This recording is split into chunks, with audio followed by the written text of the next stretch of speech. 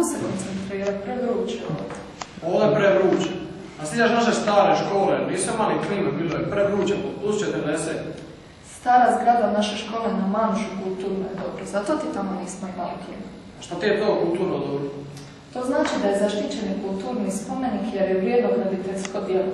A osim toga, napunila je 100 godina i zato ti Ministarstvo kulture ne da ugradu. A si ti primijetila da je naša škola potpuno različita svi ostali? Nisam, po čemu?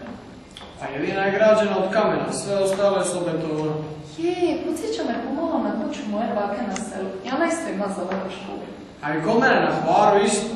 Ali danas se sve gradi od betona, umjesto od kamena, jako je meni kamen puno lipši. I daje nekakvu posebnu toplinu ili ljepotu. Da, kao i naša stara škola.